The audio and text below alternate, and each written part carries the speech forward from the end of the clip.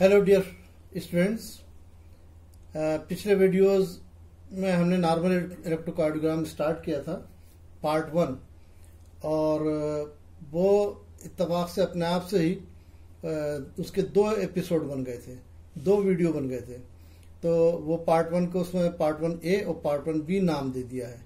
तो ये पार्ट 2 हम लोग स्टार्ट करने जा रहे हैं। ये देखिए, नॉर्मल ईसीजी पार्ट 1A में हम यहाँ पे जो डिस्कस होता है functional anatomy and electrophysiology of heart discuss किया था। फिर नॉर्मल इलेक्ट्रोकार्डियोग्राम जिसमें जितनी वेव्स हैं PQRST वेव्स उनके बारे में, फिर सेगमेंट्स के बारे में और इंटरवल्स के बारे में बताया था।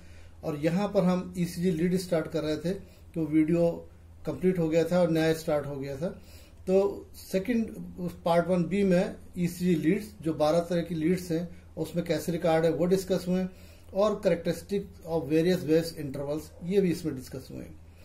तो अब जो है बचा हुआ है नॉर्मल ईसीजी में मीन कार्डिक वेक्टर या कार्डिक एक्सिस और सिग्निफिकेंस ऑफ इलेक्ट्रोकार्डियोग्राम। ये हमारा आज के वीडियो के टॉपिक्स हैं और ये थोड़ा सा कॉम्प्लिकेटेड है, इसलिए मैं इसको संभाल कर पढ़ाना चाहूंगा और चाहूंगा कि आप लोग कुछ इसमें एक्स्ट्रा कंसंट्रेशन दें। इम्पॉर्टेंट है, कभी पूछा जाता है, अक्सर क्लियर नहीं होता लोगों को, तो ये बहुत हिसाब से इसको डिस्कस करेंगे। एक चीज और, पिछली बार ये एक स्लाइड दिखाई थी 25 ईयर ओल्ड जूनियर डॉक्टर। इसमें हमने बताया था, ये तो खैर फर्स्ट सेकंड थर्ड ये हो गया एंथोन्स लॉ, AVR AVL में AVR निगेटिव हो गया। V1 से लेके V6 तक, V1 में R स्मॉलेस्ट है, S लार्जेस्ट है, फिर धीरे धीरे R बढ़ती जाती है। V3 V4 में आके दोनों बराबर हो जाते हैं R और S, और V5 V6 में फिर जाके R लार्जेस्ट हो जाता है, S स्मॉलेस्ट होता है। लेकिन इस पर हमने फोकस किया था, ये नीचे वाला लीड 2 को हम बहुत ज्यादा ले लेते हैं। और यहां पर हमने काउंट किया था 2 R वेव के बीच की दूरी, जैसे कितने इसमें स्मॉल स्क्वायर हैं, फिर से काउंट करते हैं। एक, ये लार्ज स्क्वायर काउंट कर रहे हैं, 1 2 3 4 और ये 5, और करीब ये सब मिला के थोड़ा 6 हो जाता है। ये भी देखिए 1 2 3 4 5 और थोड़ा 6 हो गए।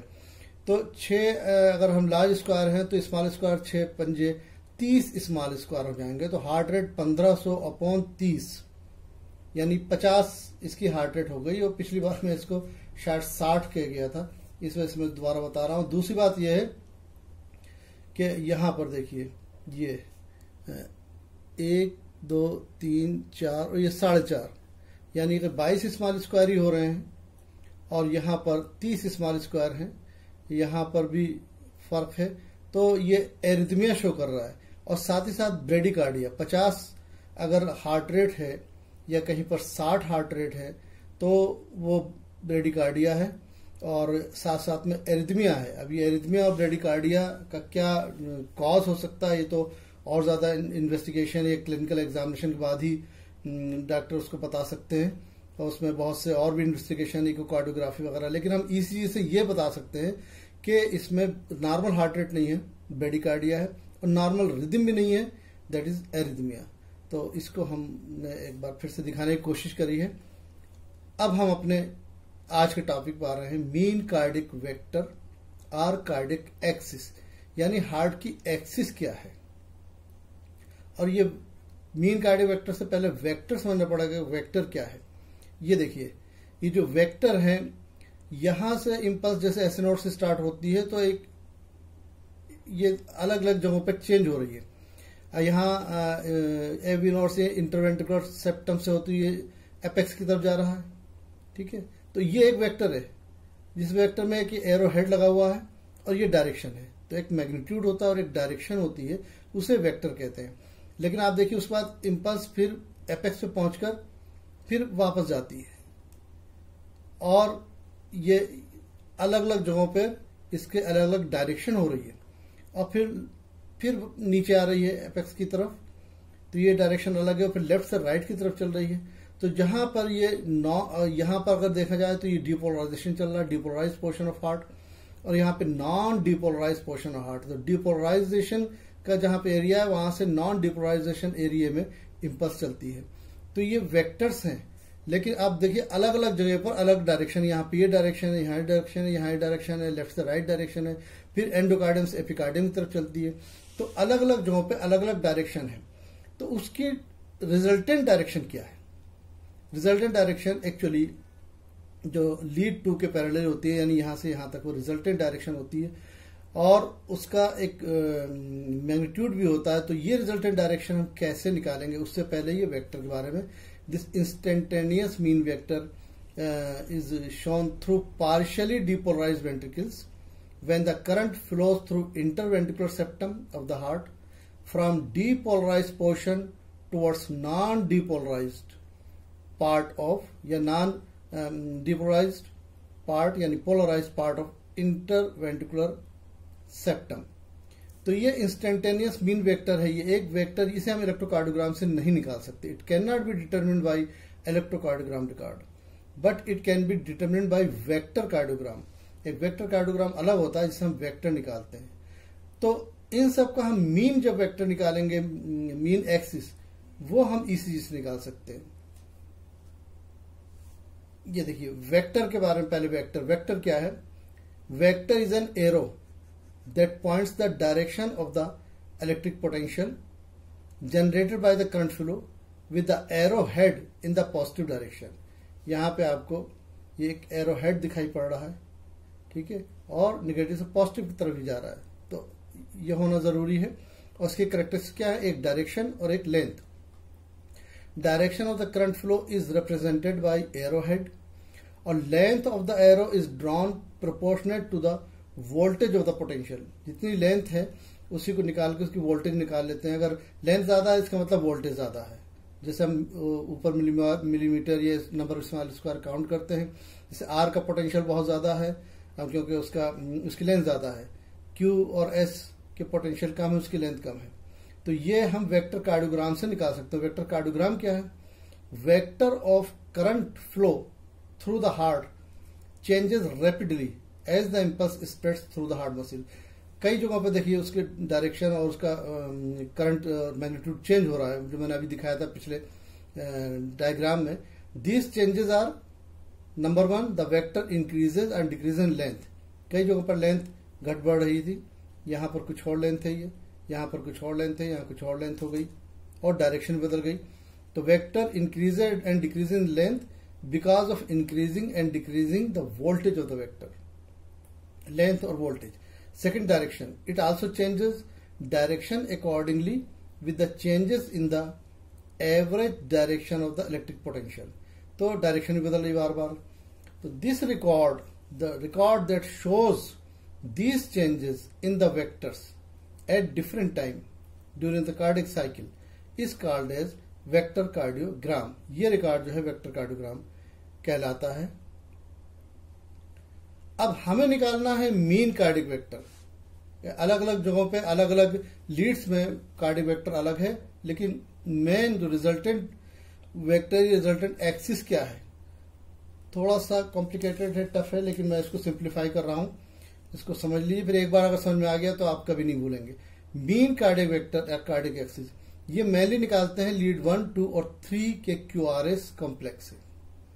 So since the standard or classical bipolar limb leads 1, 2 and 3 are the records of the potential difference between 2 points, therefore deflection in each lead in any moment indicates magnitude and direction in the axis of electromotive force generated in the heart।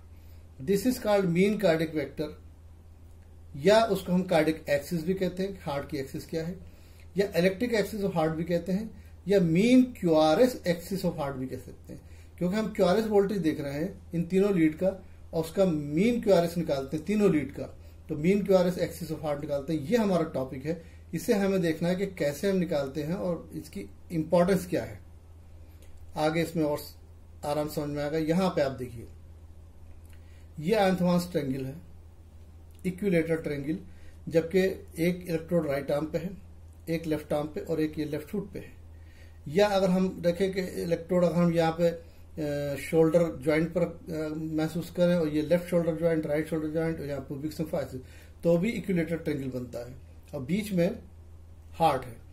तो equilateral triangle में ये lead 1 बन गई, जहां पे right arm में negative और left arm में पॉजिटिव है, ये लीड 1 है। तो इसका आप वेक्टर जो है कहा कैसे चलेगा, निगेटिव से पॉजिटिव की तरफ। ये वेक्टर की देखिए डायरेक्शन है, ये वेक्टर है लीड 1 का, लीड 1 का ये वेक्टर दिखाई पड़ रहा है, इसमें एरो हेड है और साथ ही साथ इसकी डायरेक्शन निगेटिव टू पॉजिटिव है। ठीक है, ये लीड 2 है जहां पे राइट आर्म निगेटिव है, लेफ्ट फुट पॉजिटिव है। तो इसका वेक्टर देखिए ये है, ये डायरेक्शन है निगेटिव टू पॉजिटिव की तरफ। तो ये लीड 2 का वेक्टर है। Lead 3 again left arm negative, left foot positive, तो ये निगेटिव से पॉजिटिव की तरफ ये वेक्टर है और ये इसकी डायरेक्शन है। तो ये इन तीनों का हमें मीन निकालना है, वो मीन कार्डिक एक्सिस हो जाएगी या मीन कार्डिक वेक्टर हो जाएगा और उसका मैग्नीट्यूड क्या है और डायरेक्शन क्या है। तो हम क्या करते हैं कि इस ट्रायंगल का बिल्कुल सेंटर ले लेंगे, सेंटर, और इस लीड्स को, इस वेक्टर्स को हम सेंटर से गुजारेंगे। जैसे ये वेक्टर है, इस वेक्टर को हम सेंटर से गुजारें, बिल्कुल इसके सेंटर से ऐसे गुजारें, तो क्या डायरेक्शन बनेगी। इस वाले वेक्टर को भी हम इसके सेंटर से गुजारें और इस वाले वेक्टर को भी हम इनके सेंटर से गुजारें, तो ज्यादा आसान हो जाएगा। तो ये देखिए 1 2 3 तीनों को सेंटर से गुजारेंगे। उसके साथ में हम यहां पर एवीआर होता है, एवीआर को भी सेंटर से ले सकते हैं, उसकी डायरेक्शन मालूम कर सकते हैं, एवीआर में क्या डायरेक्शन है। यहाँ एवीएल है, एवीएल को भी सेंटर से ले सकते हैं, उसकी डायरेक्शन मालूम हो जाएगी। यहाँ एवीएफ होता है, इसको सेंटर से गुजारे तो इसकी डायरेक्शन मालूम हो जाएगी। जो नेक्स्ट वाले ग्राफ में आप देखें बहुत आराम से दिखाया हुआ है। ये अभी हार्ट के सेंटर से इसको इमेजिन कर रहे हैं हम, हार्ट के सेंटर से गुजार रहे हैं। ये रहा लीड 1, हालांकि लीड 1 ये है लेकिन इसको हम सेंटर से करेंगे तो ये लीड 1 है। तो इस लीड 1 की कितनी डिग्री हो जाएगी, ये 0 डिग्री। ये डायरेक्शन जो है इस वक्त 0 डिग्री, इधर 0 डिग्री, इधर 180, ये 90 है। ये प्लस वाला जा रहा है, ये माइनस वाला जा रहा है।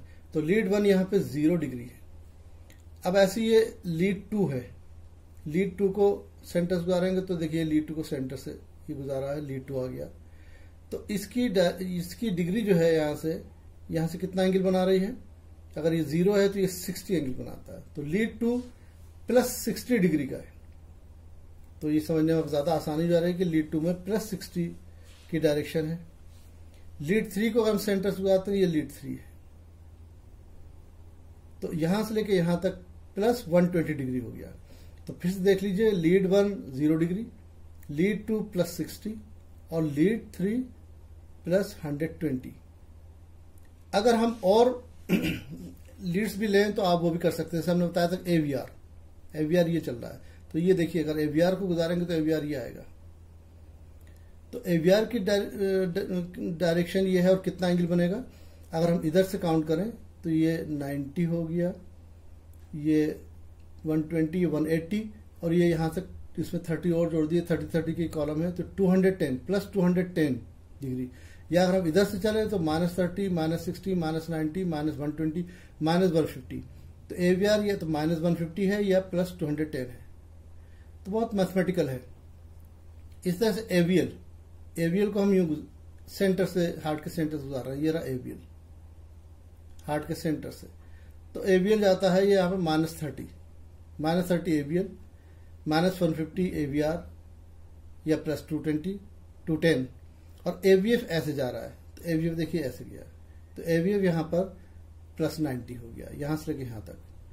तो सिंपल चीज है। इसी तरह से हम V1, V2, V3, V4, V5, 6 के भी वेक्टर्स ले सकते हैं। ये डायग्राम आपको बुक्स में अलग हमेशा मिलेंगे तो लोग कंफ्यूज हो जाते हैं। उसको समझाने के लिए मैंने यहाँ पे बताया कि उसको सेंटर से गुजार ले। लीड 1 0 डिग्री, लीड 2 60 प्लस और ये प्लस 210 और इस तरह से एवीआर, एवीएल, एवीएफ, इस तरह से चेस्ट लीड्स भी हो सकती हैं। तो मीन देखने के लिए हम सारी लीड्स को छोड़ दीजिए, आप खाली ये 1, 2 और 3 ले लें। 1, 2 एंड 3 इन 3 लीड्स का मेनली क्यूआरएस कॉम्प्लेक्स अगर आप लेंगे तो कार्डिक एक्सिस निकल आएगी। ये 0 डिग्री है, 60 डिग्री है, ये 120 डिग्री प्लस है। तो ये आंथवान्स ट्रायंगल को थोड़ा सा मॉडिफाई कर दिया कि सेंटर से गुजरा है, तो इसे कहते हैं modified Einthoven's triangle showing degree of instantaneous vectors at different Leeds.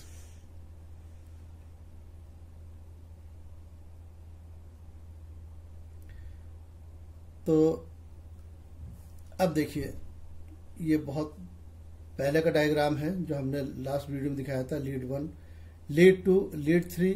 यहां दिखाने का मकसद ये है कि हम QRS को फिर से बता रहे हैं। ये लीड 1 का QRS है, ये लीड 2 का ये QRS है, P, Q, R और S, ये QRS। ये लीड 3 में ये QRS है। तो आप देखें अकॉर्डिंग टू आंथवान्स लॉ, QRS जो वोल्टेज है, यहां से नंबर ऑफ इसका स्मॉल स्क्वायर काउंट करें तो लीड 2 में जो QRS वोल्टेज होती है, नंबर ऑफ स्मॉल स्क्वायर्स ये होते हैं इक्वल इन दोनों QRS के बराबर, QRS कम्प्लेक्स ऑफ लीड 1 और QRS कम्प्लेक्स ऑफ लीड 2। ये अकॉर्डिंग टू आंथवान्स लॉ है। तो मैक्सिमम QRS आपको मिल रहा है लीड 2 में, ये रहा लीड 2। तो लीड 2 की जो डायरेक्शन है, इसमें मैक्सिमम QRS इसलिए मिलता है क्योंकि हार्ट की एक्सिस भी इसी के पैरेलल है, इसी के पैरेलल है। और लीड 2 देखिए पिछली बार में +60 था, ये लीड 2 +60, तो हार्ट की एक्सिस भी मेनली +60 ही होती है। ये नॉर्मल हम बात कर रहे हैं। और हमने बताया कि अगर लीड 1 में मैक्सिमम हो जाए QRS किसी भी तरह से, तो लीड 1 ये है, हार्ट की एक्सिस इसके पैरेलल आ जाएगी, ये यानी कि यहां से लेफ्ट एक्सिस डिविएट कर जाएगी, लेफ्ट साइड में डिविएट कर जाएगा, उसे लेफ्ट एक्सिस डेविएशन कहेंगे। और अगर लीड 3 में मैक्सिमम QRS हो गया, वो जब होगा जबकि हार्ट जो नॉर्मली ये डायरेक्शन है, अब ये लीड 3 के पैरेलल आ जाएगा, तो राइट एक्सिस डेविएशन हो जाएगा। तो नॉर्मली ये लीड 2 के पैरेलल होता है, तो उसे ऑब्लिक हार्ट कहते हैं। लीड 1 में अगर मैक्सिमम हो गया और लेफ्ट एक्सिस हो गई तो ये हॉरिजॉन्टल हार्ट हो जाएगा। और लीड 3 में अगर मैक्सिमम QRS आएगा, ये लीड 3 के पैरेलल अगर हो गया तो ये वर्टिकल हार्ट हो जाएगा। तो नॉर्मली ओब्लिक हार्ट होता है और एक्सिस हार्ट की लीड 2 के पैरेलल होती है। तो इन तीनों का QRS हम नाप सकते हैं। मान लीजिए 10 मिलीमीटर है या 10 स्मॉल स्क्वायर है, ये 6 स्मॉल स्क्वायर है, एक एग्जाम्पल दे रहे हैं, तो 10 + 6 ये 16 स्मॉल स्क्वायर होने चाहिए अकॉर्डिंग टू आंथवान्स लॉ नॉर्मली, जबकि कोई एक्सिस डिवीजन नहीं है। तो अब ये देखिए, कोई कंफ्यूज होने की जरूरत नहीं। आपने ये लीड 1 बनाया है, ये लीड 2 है, ये लीड 3 है, कैलकुलेट कैसे कर रहे हैं? और यहां पे निगेटिव है, यहां पॉजिटिव है, ये निगेटिव है, ये पॉजिटिव, ये निगेटिव पॉजिटिव है। हम ECG को हम क्या हो, ये ECG को इसके ऊपर रख दिया गया है। लीड 1 का ECG हमने इसके ऊपर रख दिया, इसका जो सेंटर है, इसका सेंटर ये है। और कैसे रखा? ये रहा P, ये Q, R, S और ये T। R को इस डायरेक्शन में क्यों रखा है? क्योंकि ये पॉजिटिव है, ये पॉजिटिव है, ये निगेटिव है।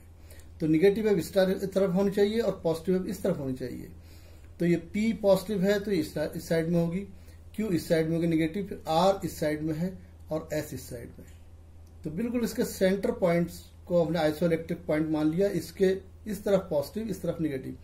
तो अगर आप ये वाला ECG, ये जो ECG है, इसको आप यहां पे रख दीजिए, एक ट्रायंगल बना ले इक्विलेटरल, इसके सेंटर पे ये रख दीजिए और ये number of small square count कर लीजिए। इसी तरह से लीड 2 का देखिए, ये लीड 2, ये लीड 2 का हम ECG उठाकर अगर ये रिकॉर्ड जो है लीड 2 पे रख दें, इसका बिल्कुल सेंटर पॉइंट, मिडिल पॉइंट पर रख दें, और ये पॉजिटिव है, ये निगेटिव है, तो निगेटिव वेव इस डायरेक्शन होंगी, पॉजिटिव वेव इस डायरेक्शन होंगी। ऐसे करके इसी P यहां पर रखी, पॉजिटिव वेव है इस साइड में, ये Q, R और ये S। तो इसकी ECG इस तरह से इसके ऊपर रखा जाएगा, ठीक है। और ये QRS हमने यहां पे एक एरो बना दिया, ये फ्रॉम स्टार्टिंग R और एंड R, ये बन गया। यहां पर आपने देखिए कि QRS ये है इसका। इसी तरह से आप लीड 3 ले लीजिए, लीड 3 को के ईसीजी को आप सेंटर पर रख दीजिए। तो ये लीड 3 का ईसीजी उठाया और इसके सेंटर को एक्स इलेक्ट्रिक लाइन बना दिया। निगेटिव वेव इस साइड में क्योंकि निगेटिव है और पॉजिटिव इधर है, पॉजिटिव इधर रख दी गई। तो ये पी बनेगा, ये क्यू और ये आर बनेगा, ये एस बनेगा और ये टी बनेगा। तो सिंपल सा है कि ईसीजी वेव्स को अगर ऐसे उठा के, ईसीजी रिकॉर्ड्स को ऐसे उठा के लीड 1 में क्या यहाँ रख दिया तो ये क्यूआरएस है, लीड 3 में रख दिया तो इसका क्यूआरएस ये है, और लीड 2 का क्यूआरएस ये है सेंटर पॉइंट से। तो इतना तामझाम करने की जरूरत नहीं, ये समझाने के लिए बताया था। आप सिर्फ इसका क्यूआरएस ले लीजिए, ये क्यूआरएस, ये एरो ले लीजिए, बस ये रख दीजिए। इसका क्यूआरएस ले लीजिए, ये रख दीजिए। इसका क्यूआरएस ले लीजिए, ये रख दीजिए, जैसे कि इस नेक्स्ट डायग्राम में शो किया ये। तो ये देखिए, ये क्यूआरएस रख दिया इसके सेंटर पॉइंट पर, और डायरेक्शन किधर है, पॉजिटिव की तरफ। वो इसलिए दिखाया था कि अगर हम ये डायग्राम ना दिखाएं तो समझ में नहीं आएगा कि हाँ ये रखा क्यों है, क्योंकि ये ईसीजी रिकॉर्ड्स रखे गए हैं और उसका ये क्यूआरएस ले लिया, सिर्फ क्यूआरएस। अगर फॉर एग्जांपल 10 मिलीमीटर है, 10 स्मॉल स्क्वायर्स हैं सेंटर से और डायरेक्शन इधर है, इसी तरह से बिल्कुल इसके सेंटर पर रखा है क्यूआरएस और डायरेक्शन इधर है। ये 16 मिलीमीटर है और ये फॉर एग्जांपल 6 मिलीमीटर है, ये इसके सेंटर से इधर रख दिया गया। लीड 3, लीड 1 और लीड 2। अब तीनों के सेंटर पॉइंट, इनिशियल पॉइंट और एंड वाले पॉइंट को मिला दीजिए। ये इसका ये इनिशियल पॉइंट है, ये इसका इनिशियल पॉइंट है, ये इसका इनिशियल पॉइंट है। इन तीनों को अगर आप यूं करके मिलाएंगे ऐसे करके, तो देखिए बिल्कुल हार्ट के सेंटर में या इक्विलेटरल ट्रायंगल के सेंटर में पॉइंट मिलेगा। तो इन तीनों स्टार्टिंग वाले पॉइंट्स को हमने मिला दिया, और तीनों का जो एंड पॉइंट है इसको मिला दीजिए। ये एंड पॉइंट, ये इसका एंड पॉइंट है, ये इसका एंड पॉइंट है। अगर एंड पॉइंट को मिलाएंगे तो ऐसे करके इसके पैरेलल, ये इसके पैरेलल है, ये इसका एंड पॉइंट इसके पैरेलल ले जाइए, इसका एंड पॉइंट इसके पैरेलल ले जाइए। तो ये भी एक कॉमन पॉइंट पे तीनों जाके मिलेंगे। तो ये इनिशियल पॉइंट हो गए तीनों के और ये एंड पॉइंट हो गए तीनों के। अब इसको हम मिला देंगे और ये एरो हेड हो जाएगा। तो ये आपका हो जाएगा, ये लीड 1 का वेक्टर था, ये लीड 3 का वेक्टर है, लीड 2 का वेक्टर है, ये तीनों का मीन वेक्टर हो जाएगा और यही कार्डिक एक्सिस होगी। मीन वेक्टर या मीन क्यूआरएस भी कहेंगे, क्योंकि क्यूआरएस ले रहे हैं तो हम इसको कार्डिक वेक्टर कहेंगे, या मीन क्यूआरएस वेक्टर भी कहेंगे, या कार्डिक एक्सिस भी कहेंगे। तो ये सब अलग अलग नाम है। तो ये रिजल्टेंट है, ये कार्डिक एक्सिस है, हार्ट की डायरेक्शन, हार्ट की एक्सिस डायरेक्शन ये होती है, और नॉर्मली ये लीड 2 के पैरेलल होती है। इस वजह से क्यूआरएस कॉम्प्लेक्स लीड 2 में मैक्सिमम है, और सारी वेव्स इंटरवल सेगमेंट सब लीड 2 में ही रीड करते हैं। बेस्ट ये स्टैंडर्ड है, मोस्ट स्टैंडर्ड तीनों लीड्स है, उसमें भी मोस्ट स्टैंडर्ड लीड 2 है, क्योंकि कार्डिक एक्सिस इसी के पैरेलल आ रही है। अब हम इसको रीड करेंगे कि इसका मैग्नीट्यूड कितना है, यानी यहां से लेकर यहां तक आप इस मिलीमीटर काउंट कर लीजिए, उतना ही आपकी वोल्टेज बन जाएगी, क्योंकि 1 मिलीमीटर या 1 स्मॉल स्क्वायर हमने बताया था कि 0.1 मिली वोल्ट है। इस तरह से आप मैग्नीट्यूड निकल आएगा और साथ में डायरेक्शन निकल आएगी। तो मैग्नीट्यूड तो इसकी लेंथ से मालूम हो जाएगा, डायरेक्शन कैसे मालूम होगी, वही है कि आप सेंटर से आपने यहाँ पे ये लीड 1 लिया, तो यहां से लेकर यहां तक कितना एंगल बनता है। तो पिछली बार में भी हम दिखा चुके कि ये 60 आता है।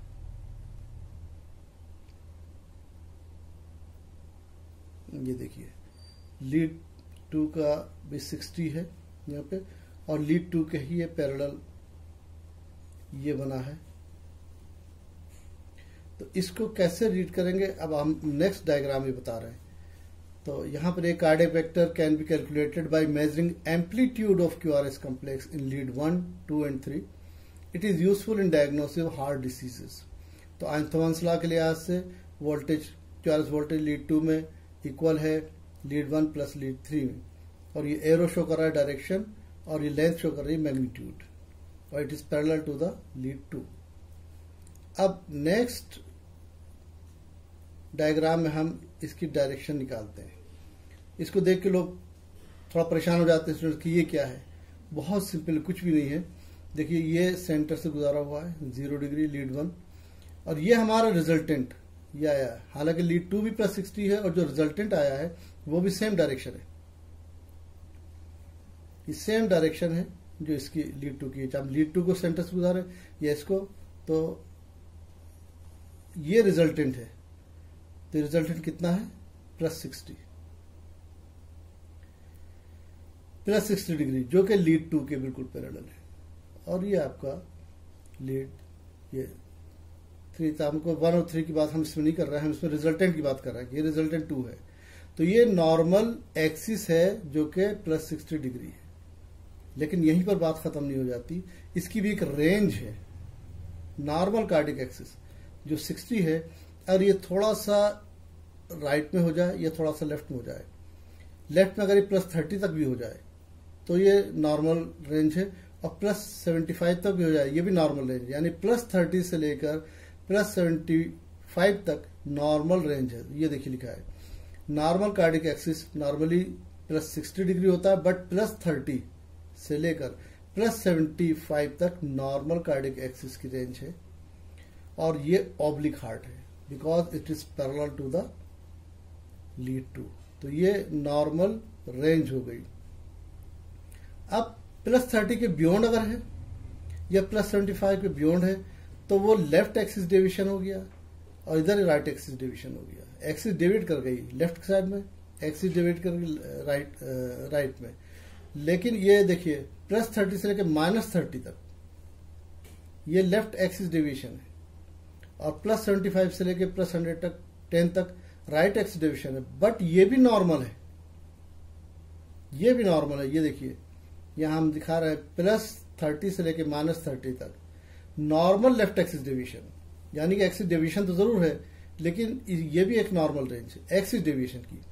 और यहां पे देखिए 75 के बाद +110 तक, 75 से +75 से +110 तक नॉर्मल राइट एक्सिस डेविएशन है, और इसमें हार्ट वर्टिकल हो जा रहा है, इसमें हार्ट यहाँ पे हॉरिजॉन्टल है, नॉर्मली ऑब्लिक है। तो अब फिर से आप समझ लीजिए एक बार को, नॉर्मली +60 डिग्री आता है रिजल्टेंट वेक्टर जो लीड 2 के पैरेलल है, मगर इसकी नॉर्मल रेंज है +30 से लेकर 75। उसके +30 के बियॉन्ड -30 तक एक्सिस डेविएशन हो रही left, but that is normal axis deviation. और 75 के बाद +110 तक नॉर्मल राइट एक्सिस डेविएशन है। तो इतनी बड़ी इसकी रेंज हो गई, -30 से लेकर +110 तक ये इसकी रेंज है जो कि नॉर्मल है। हालांकि एक्सिस डेविएशन हो गया है लेकिन नॉर्मल है। अब -30 के बियॉन्ड अगर चली जाती है, बियॉन्ड -30 -90, तब वो एबनॉर्मल लेफ्ट एक्सिस डेविएशन होगा। Beyond -30 to -90 that will be abnormal left axis deviation. और 110 के आगे चली जाए 180 तक, तो बियॉन्ड +110 टू +180, तो ये एबनॉर्मल राइट एक्सिस डेविएशन हो जाएगा, जिसमें कई टर्म आ गए। नॉर्मल एक्सिस, फिर उसकी रेंज ये, फिर नॉर्मल लेफ्ट एक्सिस उसकी रेंज, नॉर्मल राइट एक्सिस उसकी रेंज, फिर एबनॉर्मल लेफ्ट एक्सिस डेविएशन और उसकी रेंज, और एबनॉर्मल राइट एक्सिस डेविएशन उसकी रेंज। तो ये आप लोगों को याद रखना पड़ेगा, और बार बार याद करेंगे तो याद हो जाएगा। तो ये डायग्राम बहुत ज्यादा ऐसा कोई कॉम्प्लिकेटेड नहीं है, देखने में लग रहा है, लेकिन आप इतना याद रखना कि नॉर्मल कार्डियक एक्सिस +30 +75 होती है, वैसे +60 होती है, ऑब्लिक हार्ट है। But normal left axis deviation +30 से -30 है, हॉरिजॉन्टल हार्ट हो जाता है। नॉर्मल राइट एक्सिस डेविएशन +75 से लेकर ये +10 तक है, ये वर्टिकल हार्ट है। और इसके बियॉन्ड 90 तक एबनॉर्मल लेफ्ट एक्सिस डेविएशन, और इसके बियॉन्ड 180 तक एबनॉर्मल राइट एक्सिस डेविएशन है। अब ये जो एबनॉर्मल लेफ्ट एक्सिस डेविएशन और राइट एक्सिस डेविएशन है, ये अगर है तो इसका मतलब कि कहीं पे कहीं डिसऑर्डर है। किसी खास बीमारी में लेफ्ट एक्सिस डेविएशन हो जाएगा एबनॉर्मल, किसी खास बीमारी में एबनॉर्मल राइट एक्सिस डेविएशन हो जाएगा। तो एबनॉर्मल लेफ्ट एक्सिस डेविएशन में लीड 1 में क्यूआरएस कॉम्प्लेक्स मैक्सिमम होगा, एबनॉर्मल राइट एक्सिस डेविएशन में लीड 3 में क्यूआरएस कॉम्प्लेक्स मैक्सिमम होगा। तो आप लीड 1, 2, 3 के क्यूआरएस कॉम्प्लेक्स को देखते ही बता देंगे कि इसमें क्या एबनॉर्मलिटी हो सकती है। अगर एक्सिस डेविएशन है तो क्या रीजन हो सकता है, तो क्या रीजन हो सकता है, ये हम अब नेक्स्ट डायग्राम में, उससे पहले हमने देखिए एक और डायग्राम और भी बनाया है। ये ट्रायंगल हो गया nth वन, और ये देखिए रेंज दी है -30 से +10 तक, ये normal range of axis deviation जो कि इसमें दिखाई पड़ रहा है, -30 से +110 तक, ये पूरी रेंज ये नॉर्मल है। इसके बियॉन्ड एबनॉर्मल, इसके बियॉन्ड एबनॉर्मल, तो ये डायग्राम यही शो कर रहा है कि normal range of axis deviation -30 से +10 तक है, और -30 के beyond up to -90 abnormal left axis deviation, और +110 के beyond up to +180 abnormal right axis deviation. ये एक दूसरी बुक का डायग्राम है, लेकिन बहुत क्लियर है कि नॉर्मल रेंज कितना एक्सिस का, और नॉर्मल लेफ्ट एक्सिस डेविएशन की रेंज कितनी है, नॉर्मल राइट एक्सिस डेविएशन कितनी है, एबनॉर्मल लेफ्ट एक्सिस डेविएशन की रेंज कितनी है, एबनॉर्मल राइट एक्सिस डेविएशन की रेंज कितनी है। और ये लीड 1, ये लीड 2, ये लीड 3। तो अब आप आइए कि किस किस कंडीशन में एबनॉर्मल लेफ्ट एक्सिस डेविएशन होगा, किस कंडीशन में एबनॉर्मल राइट एक्सिस डेविएशन होगा, ये आप लोगों को याद रखने की जरूरत है। ठीक है, तो नॉर्मली ये है लीड 2 के पैरेलल होता है, क्यूआरएस कॉम्प्लेक्स लीड 2 मैक्सिमम है तो नॉर्मल है। अगर लेफ्ट एक्सिस डेविएशन हो गया इधर, तो लीड 1 में मैक्सिमम क्यूआरएस का मिलेगा, तो एबनॉर्मल है। और इधर हो गई ये लीड 3 के पैरेलल, तो एबनॉर्मल राइट एक्सिस डेविएशन हो जाएगा। तो अब देखिए एबनॉर्मल लेफ्ट एक्सिस डेविएशन जहां पर मैक्सिमम क्यूआरएस लीड 1 में मिलेगा, किस कंडीशन में, यानी कि ये एक ऑब्लिक हार्ट है, ये हार्ट इधर हो गया, लेफ्ट साइड में डेविएट कर गया, लेफ्ट पूरी एक्सिस जो ये थी इधर डेविएट कर गई। तो किस कंडीशन में, या तो हार्ट लेफ्ट साइड में शिफ्ट कर गया, नंबर 1, ये हार्ट लेफ्ट साइड में और ज्यादा शिफ्ट कर जाए तो लेफ्ट एक्सिस डेविएशन हो जाएगी, या जो वेंट्रिकल है लेफ्ट वेंट्रिकल ये बहुत ज्यादा हाइपरट्रॉफीड हो जाए, हार्ट लेफ्ट वेंट्रिकल फेलियर में बहुत ज्यादा बड़ा हो जाए हार्ट, तो एक्सिस उधर डेविएट कर जाएगी। जो इंपल्स यूं करके आ रही थी उसकी डायरेक्शन ऐसे ना होकर इधर डायरेक्शन हो जाएगी, लेफ्ट वेंट्रिकल हाइपरट्रॉफी। यह जो ब्लॉकेज है, यहाँ से एसए नोड है, यहाँ पे एबी नोड है, या कॉमन बंडल, यहाँ पे ब्रांच है, left bundle branch, right bundle branch. अगर लेफ्ट बंडल ब्रांच में कहीं ब्लॉक हो जाए तो इंपल्स जो है लेफ्ट साइड में टर्न कर जाएगी, तो लेफ्ट बंडल ब्रांच, यानी अगर लेफ्ट एक्सीलरेशन देखिए सब लेफ्ट में हो रहा है, या तो हार्ट शिफ्ट हो गया लेफ्ट में, या लेफ्ट वेंट्रिकल हाइपरट्रॉफी हो गई, या लेफ्ट बंडल ब्रांच ब्लॉक हो गया। लेकिन एक चीज और भी हो सकती है कि मायोकार्डियल इन्फॉक्शन में ये जो मायोकार्डियल मसल है, राइट साइड की मसल डैमेज हो रही है, damage of the myocardial muscle of the right side. यहां पे अगर मसल डैमेज हो जाती है, यानी कि जहां पे भी डैमेज होती है वो हिस्सा डीपोलराइज हो जाता है, और डीपोलराइज से राइट में अगर मान लीजिए डैमेज हो गई तो राइट में डीपोलराइज हो गया वो हिस्सा, और ये जो करंट है इंपल्स से डीपोलराइज से लेके निकल के नॉन डीपोलराइज की तरफ चलने लगती है, इसे करंट ऑफ इंजरी भी कहते हैं। तो अगर राइट साइड में डैमेज हुआ है तो इंपल्स लेफ्ट साइड में डेविएट कर जाएगी, तो damage of myocardial muscle to the right side. Generally ये पोस्टीरियर वॉल एमआई या इंफीरियर वॉल एमआई यानी मायोकार्डियल इन्फॉक्शन, जिसे हार्ट अटैक भी कहते हैं, ये हम लोग जब एबनॉर्मलिटी डिस्कस करेंगे मायोकार्डियल इन्फॉक्शन की तब बताएंगे। तो ये 4 चीजें हो गई, या तो हार्ट लेफ्ट में शिफ्ट कर गया, या लेफ्ट वेंट्रिकल हाइपरट्रॉफी हो गई, या लेफ्ट बंडल ब्रांच ब्लॉक हो गया, या राइट साइड में मायोकार्डियल मसल डैमेज हो गई, एबनॉर्मल लेफ्ट एक्सिस डेविएशन। इसी का जस्ट रिवर्स उल्टा, अगर राइट साइड में इंपल्स जा रही है और एक्सिस इधर डेविएट कर गई, राइट एक्सिस डेविएशन, तो बिल्कुल इसका उल्टा है कि या तो हार्ट राइट साइड में शिफ्ट हो गया, shift of the heart to the right.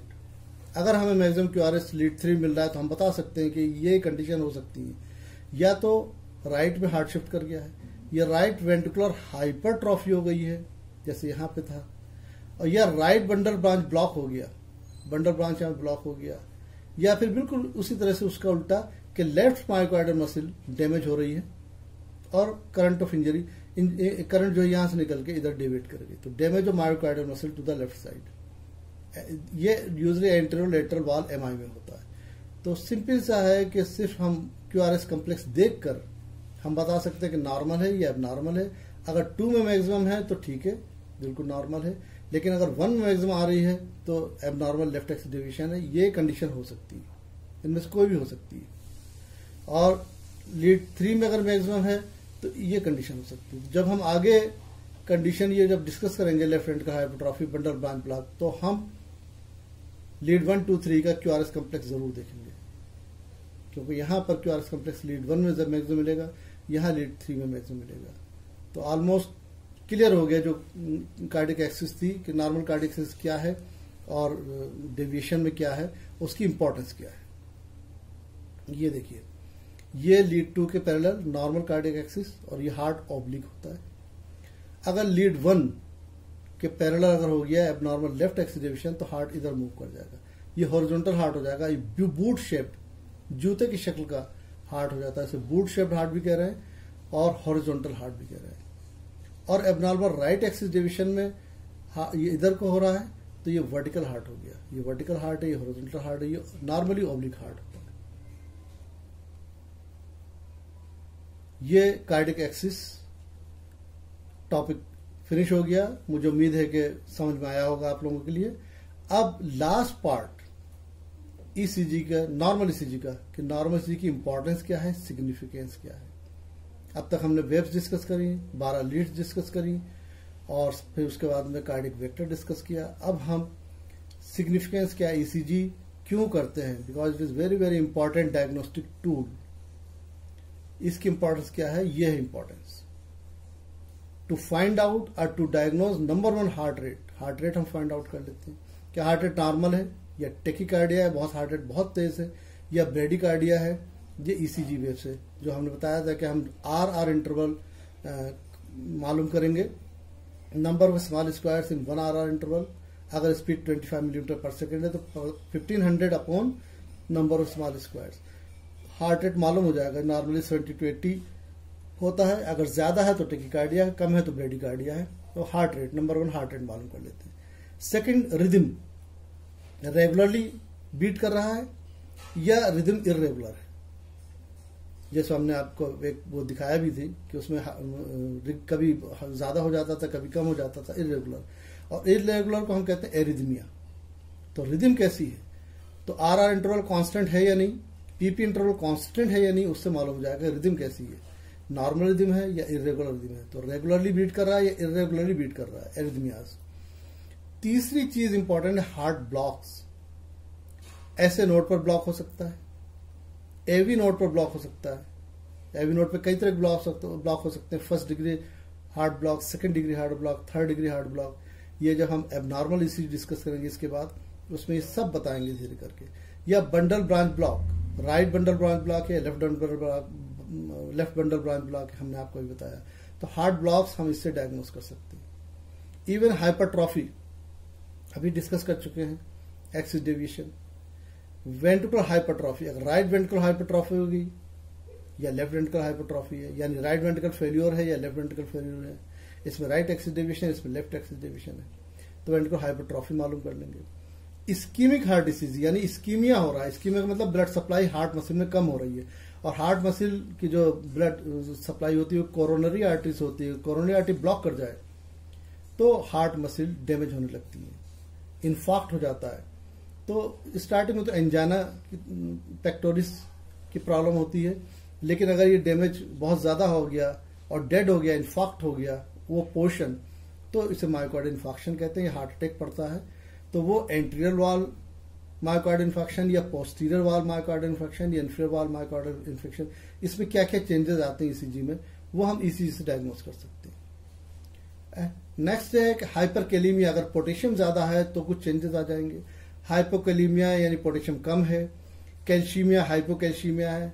इसी तरह से नेट्रीमिया, सोडियम की कमी, सोडियम ज्यादा थी, कैल्शियम की कमी, कैल्शियम ज्यादा हो जाए, पोटेशियम कम हो जाए, पोटेशियम ज्यादा हो जाए, इवन क्यूनिडीन उसकी टॉक्सिटी हो जाए, या सिगरेट स्मोकिंग वगैरह में, ये सब हम आपको डिस्कस करेंगे। तो आयनिक डिसबैलेंस, इलेक्ट्रोलाइट डिसबैलेंस भी मालूम हो सकता है। और लास्टली हमने कार्डियक एक्सिस अभी बताया कि mean cardiac vector normal cardiac axis है या लेफ्ट एक्सिस डेविएशन है या राइट एक्सिस डेविएशन है, ये सब हम इसको डायग्नोस कर सकते हैं। और अब रिदम जो है, ये रिदम एरिथमियाज, ये देखिए वेरियस टाइप्स ऑफ रिदम्स, ये हम सब ईसीजी से डायग्नोस कर सकते हैं कि साइनस टेकिकार्डिया है, साइनस से इंपल्सिस बहुत जा रही है, साइनस ब्रेडिकार्डिया, इंपल्सिस कम हो गई, हार्ट रेट कम हो गया, साइनस एरिथमिया या एक्स्ट्रा सिस्टोल, कोई एक्स्ट्रा प्रीमेच्योर बीट स्टार्ट हो गई, एट्रिया से जाना शुरू कर दिया एक्स्ट्रा सिस्टोल, या वेंटिकल से कोई एक्स्ट्रा इंपल्स चली गई, या atrial ventricular paroxysmal, atrial paroxysmal tachycardia, ventricular paroxysmal tachycardia, यानी एट्रिया से इंपल्स निकल रही है, बहुत ज्यादा निकल रही है एट्रियल टेकिकार्डिया, वेंट्रिकल से इंपल्स निकल रही है बहुत ज्यादा, वेंट्रिकल टेकिकार्डिया, या एविनोड से इंपल्स निकलना शुरू हो गई तो एविनोडल टेकिकार्डिया। उसमें भी ये कई तरह की चीजें होती हैं, ये आगे डिस्कस करेंगे।